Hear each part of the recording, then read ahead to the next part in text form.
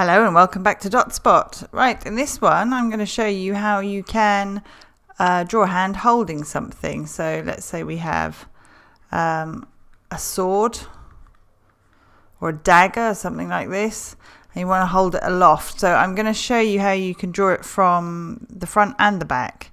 Okay, so first of all, remember we've got the circular guidelines for the palm and the hand, the wrist that comes down from there.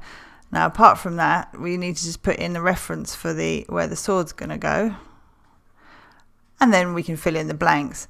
So when you're holding something from the back, what you see is the top of the thumb going around, and if we just give the sword a bit of depth, then from the front, from this angle, you have this very distinctive arch here.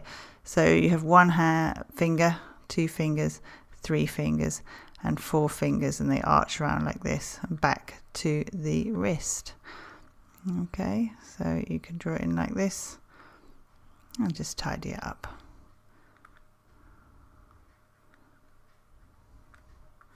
And then you can go ahead and refine the look of the sword. So if you colour that in a bit more, you can see more clearly what's happening there. Okay, and just give it a little tidy up.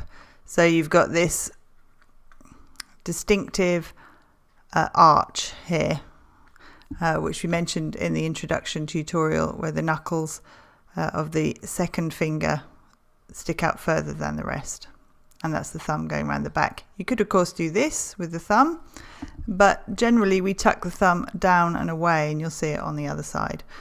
Okay, so drawing it round from the other side, you can start with the same circle like this, and this way round we're going to have the thumb, the pad of the thumb, so you have to reference that in as well, and put the line in for the object that your hand is holding, and the wrist, put the wrist into position.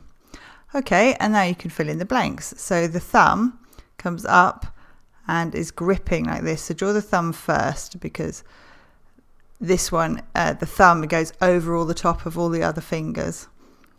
Then draw your other fingers around the first one, tuck it in, and again you're following this arch, so the second finger sticks out the most, and then they will follow that curve, and there you have a hand there holding something. And then you can draw in the object that it's holding, and I'm just going to colour that in so you can see how this looks when it's completed. As the saying goes, the pen is mightier than the sword. So there's a pen and a sword. You can even add a fingernail just to make that even clearer that this is the thumb in that position. Okay, I hope that was useful. Be sure to subscribe and click the bell button to receive notifications of any of my other tutorials. Thank you very much. Bye.